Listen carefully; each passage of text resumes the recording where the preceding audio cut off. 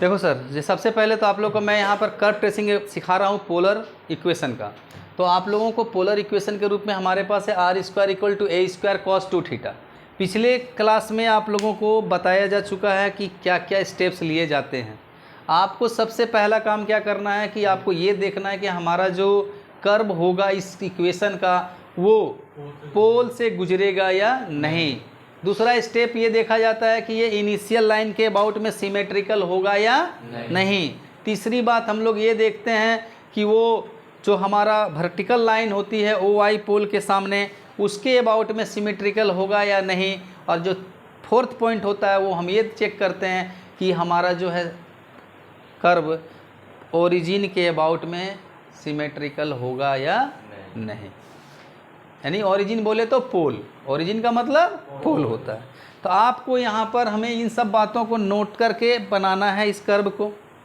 तो देखिए करना क्या होगा, आर स्क्वायर में अगर हम लोग यहाँ पर क्या देखते हैं कि अगर हम लोग पुट कर दें minus R in place of R the equation does not change.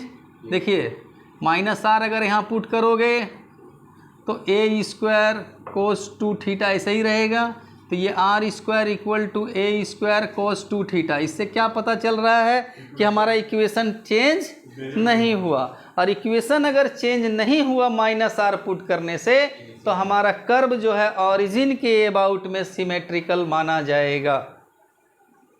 तो इससे पता चलता है कि the equation does not change, the equation does not change, so the curve is symmetrical about pole। समझे। अब एक चीज़ देखना है कि क्या ये ओरिजिन से पास करता है या नहीं। इसके लिए हमें थीटा का ऐसा वैल्यू पता करना होगा जिसके लिए r 0 हो जाए। क्या हो जाए, r 0 हो जाए। तो हमें cos 2 थीटा अगर हमें इसको पूरा को 0 बनाना होगा तो cos 2 थीटा का मान कितना लिया जाए कि 0 बनेगा। तो सिंपल सी बात है कि अगर हम लोग यहाँ पर π/4 ले लें, क्या ले लें, π/4 अगर लेते हैं तो 0 बन जाता है। तो आप अगर थीटा का मान पुट करते हो π/4, क्या पुट करोगे, पुट थीटा इक्वल टू π/4, तो आप क्या देखोगे कि आर स्क्वायर 0 हो जाएगा क्योंकि कोस π/2 यहाँ तैयार होगा। तो आप r का मान लिख सकते हो सिंपली 0। यानी कि अगर हम लोग π/4 ले रहे हैं तो 0 बन रहा है। और क्या लेने पर 0 बन सकता है, तो 3π/4 लेने पर भी तो 0 बन रहा है। क्या लेने पे बन रहा है, 3π/4। उसके पहले बीच में कोई ऐसा नंबर जहाँ पर ये 0 बनता हो, तो ऐसा कुछ नहीं है हमारे पास।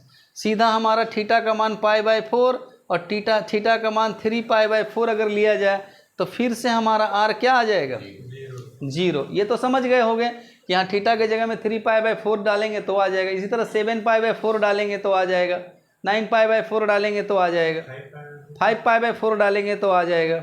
मतलब आपको ऑड नंबर में चलना है और π/4 लेके रखना है।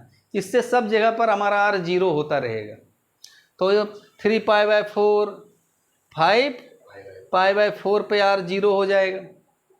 उसी तरह से आप 6π/4 पे 0 हो जाएगा, नहीं 7π/4 पे 0 हो जाएगा, 9π/4 पे 0 हो जाएगा।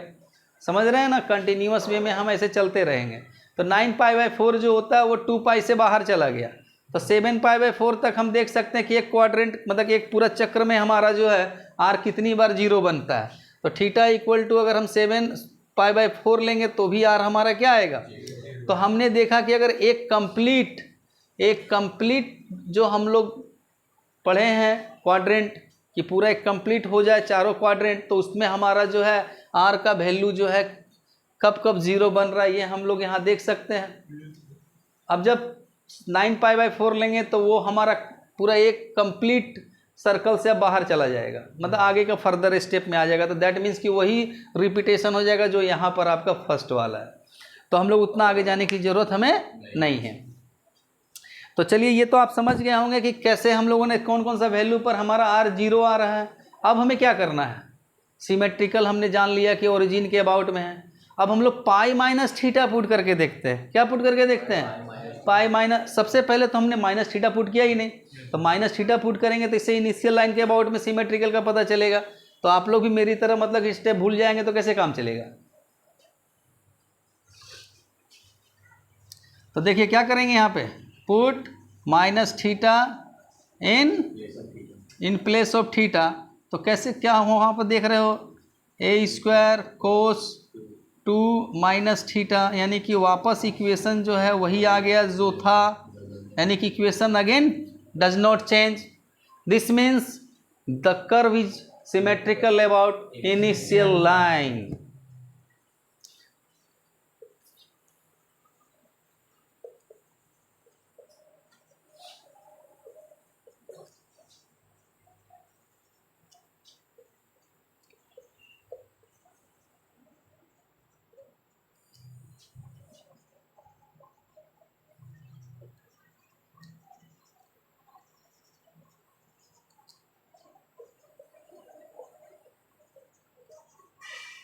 तो आपने देखा कि इनिशियल लाइन के अबाउट में भी सिमेट्रिकल है। अब हमको देखना है हॉरिजॉन्टल लाइन जो पोल के पास होगी, सॉरी वर्टिकल लाइन, उसके अबाउट में सिमेट्रिकल है या नहीं। तो उसके लिए हम लोग क्या पुट करते हैं, हम लोग पुट करेंगे पाई minus theta in place of theta. Theta के प्लेस पे अब हम लोग इक्वेशन में पाई माइनस थीटा को पुट करेंगे। तो वहाँ पर हम लोग चेक करेंगे कि हमारा जो और पोल है वहाँ पे जो वर्टिकल लाइन होगी उसके अबाउट में हमारा ग्राफ, यानी थीटा इक्वल टू पाई/2 जो लाइन बनती है उसके अबाउट में हमारा ग्राफ जो है सिमेट्रिकल होगा या नहीं। तो यहाँ पर हम लोगों ने देखा R square A square cos 2 pi minus theta, A square cos 2 pi minus 2 theta. तो आपको तो पता है फोर्थ क्वाड्रेंट में है, फोर्थ क्वाड्रेंट में कॉस पॉजिटिव ही होता है। तो कॉस 2 पाई माइनस थीटा का मान हो जाएगा कॉस 2 थीटा। तो आर स्क्वायर का मान फिर से वही आ गया जो ओरिजिनल में है। इससे ये पता चलता है कि आपका कर्व जो है थीटा इक्वल टू पाई/2 लाइन के अबाउट में सिमेट्रिकल होगा, यानी कि द कर्व इज अगेन, हम कह सकते हैं अगेन द इक्वेशन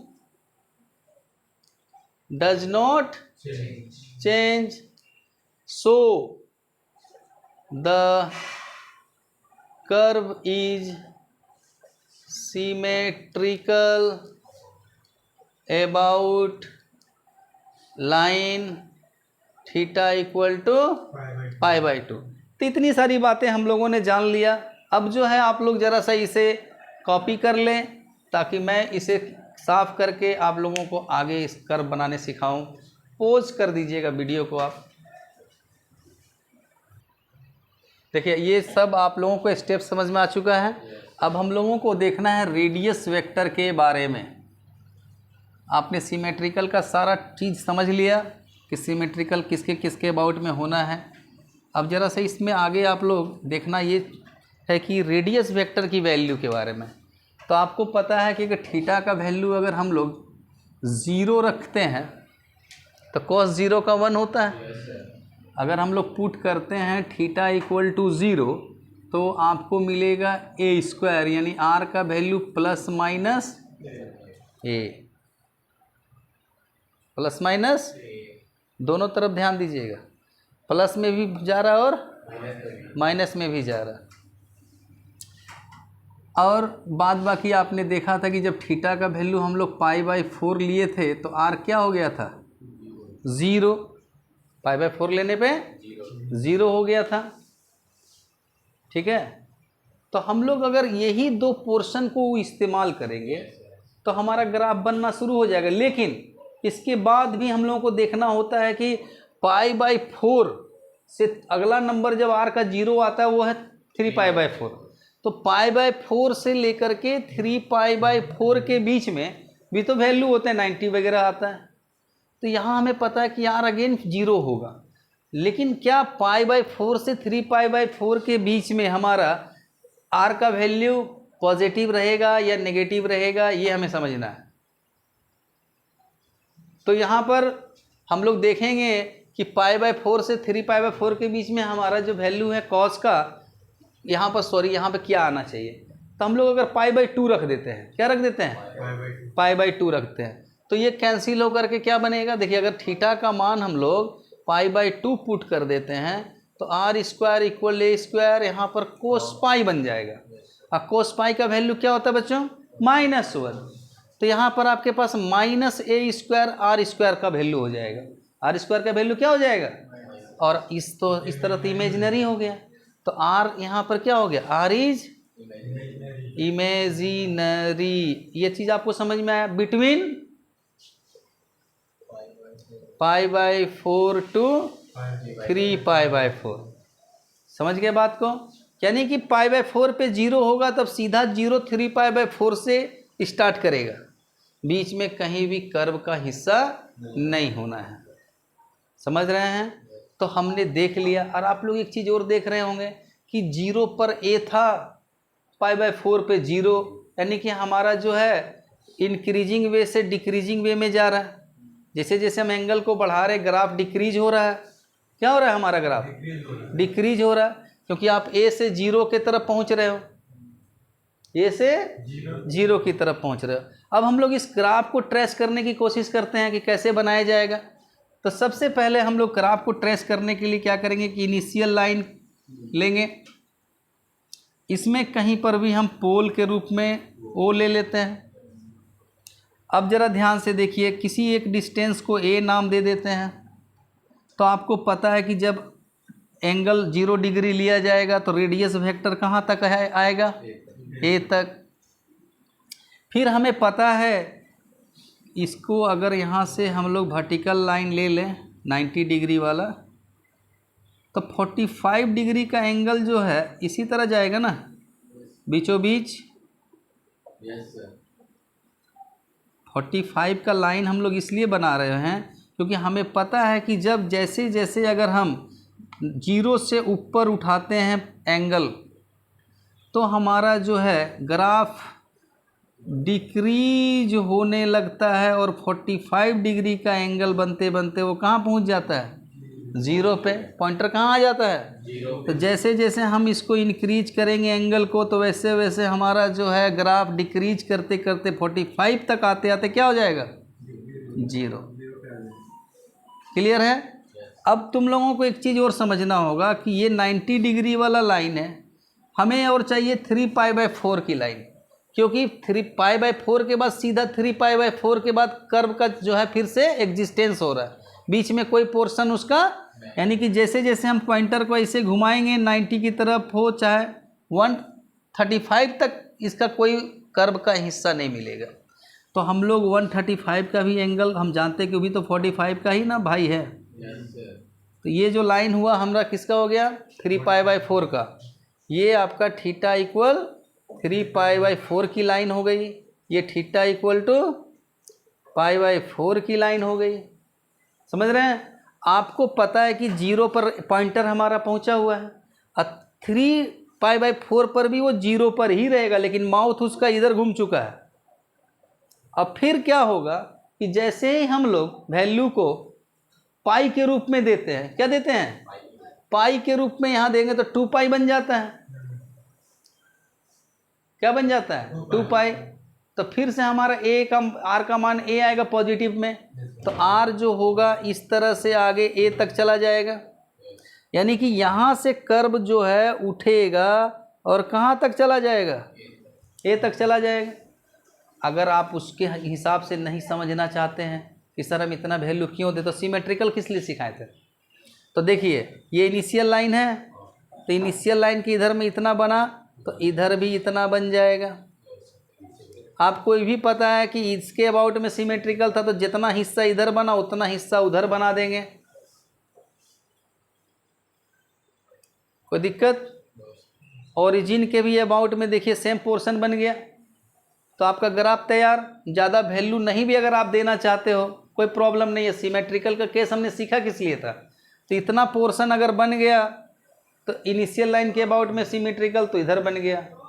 फिर इस आपको याद होगा कि थीटा इक्वल टू π/2 के अबाउट में भी सिमेट्रिकल था, तो जितना हिस्सा इधर बना उतना हिस्सा इधर बनेगा। 3π/4 की लाइन हमने क्यों ली, क्योंकि हमें पता है कि 3π/4 से पहले कर्व का एग्जिस्टेंस नहीं है, उसके आगे ही होगा। तो इधर में आपने इतना पोर्शन बनाया, फिर से इनिशियल लाइन है तो उसके अबाउट में इसको सिमेट्रिकल कर दो, आपका कर्व तैयार हो गया। आप जैसे देखें कि यहाँ पर मैंने पाई भरा तो पॉजिटिव आया ना, तो आगे की ओर गया हमारा पॉइंटर। और फिर रिटर्न जैसे ही हम लोग 7π/4 भर 5π/4 भरते हैं तो फिर वो 0 हो जाएगा। देखिए सर ये π/4 है, 3π/4 है, तो ये 5π/4 की लाइन है, तो 5π/4 पे फिर से 0 होगा, तो कर्व फिर से आकर के आपका ओरिजिन के पास पहुंच जाएगा। अब फिर आपको पता होना चाहिए कि थीटा इक्वल टू 5π/4 और ये आपका हो गया 7π/4, इसके बीच में कर्व का कोई हिस्सा नहीं होना है, इमेजिनरी पोर्शन आएगा।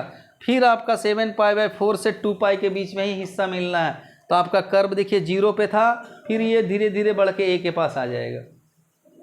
समझ आ रहा है? हम लोग इस तरह से इस कर्व को ट्रेस कर सकते हैं, ज़्यादा इसमें कॉम्प्लिकेशन डाले हुए बिना। समझ में आया?